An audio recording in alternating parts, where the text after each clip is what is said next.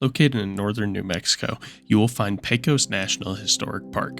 This park serves as a reminder of the distinct cultures that have passed through the American Southwest and continue to shape our history today.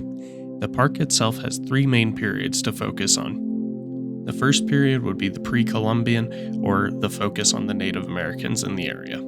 The second would be the Pueblo Revolt, kind of that Spanish colonial era, specifically the later Spanish colonial period. And third, we're going to jump way ahead to the Civil War. Yes, the American Civil War takes place also here at Pecos. This National Historic Park dedicates itself not only to one part of our history, but almost the entire spread of American history as we know it today.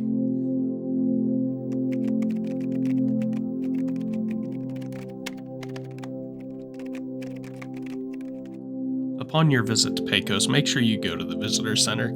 The people there were super nice. Of course, they have a little gift shop if you need some souvenirs, but also their museum portion, or the informational part of the visitor center, was so helpful in understanding what exactly we were getting ourselves into. Upon arriving, they gave us a little brochure and a map. We also bought the additional brochures while we were there, and we found out a lot of good information on the region, one of which, when we talk about the second trail, I'll be sure to inform you. When you go to Pecos, be sure you swing by the visitor center. Along with providing you some brochures and maps of the area, it helps you to get familiarized with what you're going to be walking past. As far as hiking goes, there's two main trails, the Glorieta Pass Trail and the Ancestral Sites Trail. While there is a third trail, it is the least popular of the three, and we did not check it out just given our time. When you leave the visitor center, if you head straight out the back, you will start walking on the Ancestral Sites Trail. This trail is about 1.25 miles long, so not anything crazy difficult. Elevation is not too bad as well. I will recommend that if you have mobility issues or need assistive devices to walk or anything along those lines, I would not recommend it, as it is a little bit gravelly, and the parts that do have elevation gain, they're a little steep.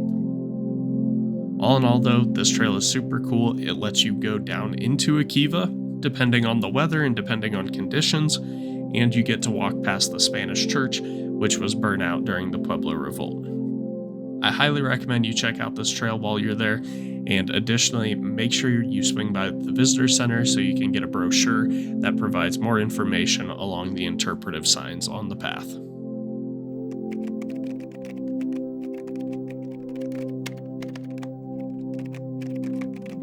The other reason you want to swing by the visitor center is because if you choose to do the Glorieta Pass Battlefield Trail, you do need a passcode, as there is a padlock to the trailhead. While this isn't a huge hindrance by any means, you do have to kind of drive down the road and then back up to get to the Battlefield Trail. Not a big deal. It's beautiful country, beautiful area. As far as the trail goes itself, I encourage you to buy the brochure.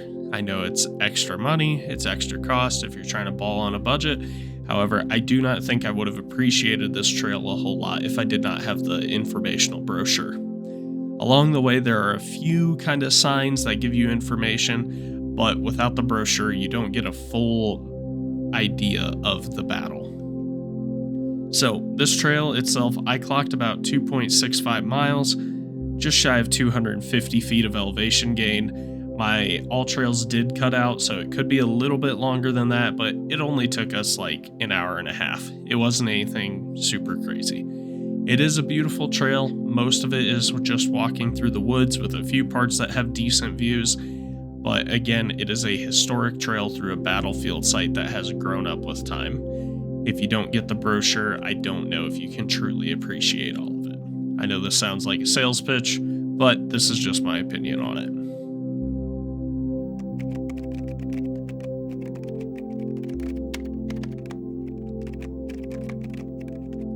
To wrap up here, I just want to say Pecos is a beautiful place, both for its history, its culture, and also the nature itself. If you are passing through the area, I cannot recommend this park enough. You can spend half a day there, or you can spend a whole day. There's enough to see and do to keep you occupied. I hope you enjoyed this video, and I hope you learned a little bit of something. And if you're in that area, please go check it out. I can't recommend it enough.